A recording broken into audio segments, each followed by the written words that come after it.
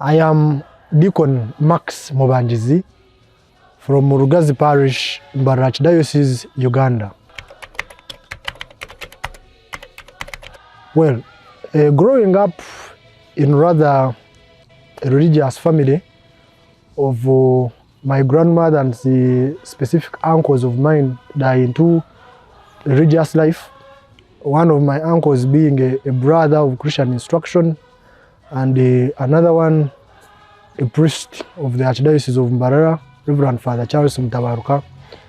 I grew up going to church and attending Sunday masses, but also taking part in the readings and serving and even singing, and also the apostolate movement, especially for the children, like the Zaverians and the Crusaders.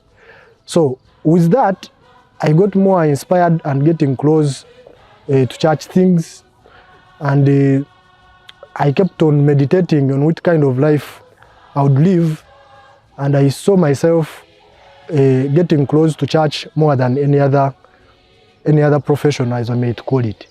So eventually, I realized that I was being called to that ministry because that's where my joy lied. After getting more close to religious activities that were in church, I decided to get into school where I would learn more about religious vocation. I studied in schools that were Catholic founded, and in school, many people would see how I would behave, maybe rather differently from the rest, attending masses, even those that were not compulsory. And so my chaplains could easily recognize that I am somehow aligning my life towards that.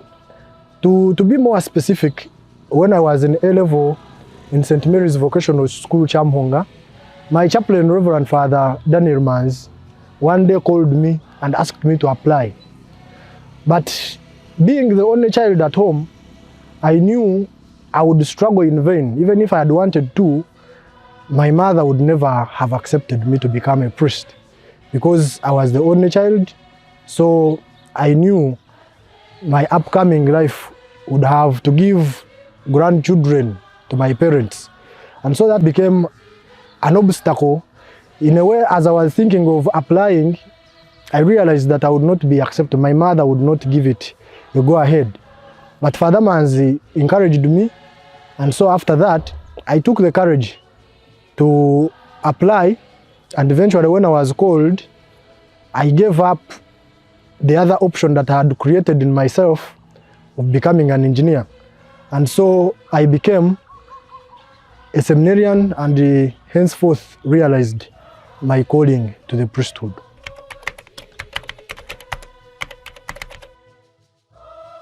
I think like any other life, my expectations in the priesthood are both worrying but also joyful expectations, because I know it is not going to be a straight line. I know there are challenges there that I will have to face, dealing with a multitude of people. Perhaps one time I will have to meet people with divergent views, maybe people that we might not have to agree all the time. But all the same, I am prepared for those challenges, and I think with the help of God, I will overcome those challenges that I'm expecting. But also the joy of serving the Lord, calling the Lord, and calling Jesus at the altar, and having to meet people, maybe help them to get out of specific challenges by talking to them, by administering sacraments. I think that is going to be one of the joyful moments that I will have as a priest, to realize that people can grow out of dangers, maybe to become better people in their lives because of my input. So those are the expectations, a few that I can talk of. My feeling is a double sword. I am excited, but also anxious. I know that day will come to pass. I am very expectant about that.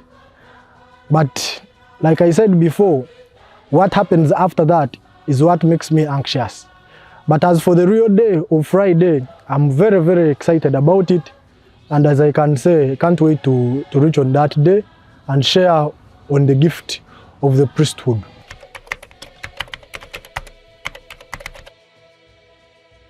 I know people are preparing for it.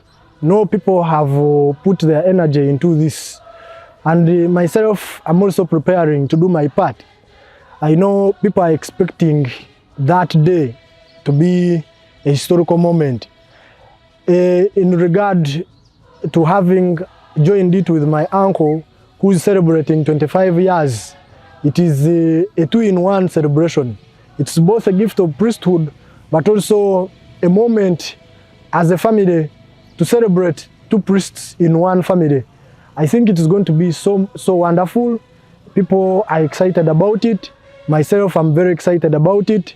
And I know that day is going to pass, but also live our lives, leave us joyful, and maybe the days to come will be historical after that day. Yeah, in my life in the seminary, especially at St. Paul's National Major Seminary, Kinyamaska, we used to have different speakers, but the catching word, the catching statement was stay around. But not just stay around, keep meditating, keep listening to that voice. It comes momentarily, it comes maybe daily. Listen daily and make a decision to follow Christ daily. And I'm sure as you decide, as you discern, as you pray, as you listen to different people, to formaters, to different advice, you will get there. At one moment, you will celebrate, because I'm sure, without doubt, that God is calling you too, like He has called us. And if you keep listening to that voice every day, you keep discerning, you are on the right track, and you will finally get here. Once again, I am Deacon Max Mubangizi from Rugazi Parish, Archdiocese, Uganda. Thank you.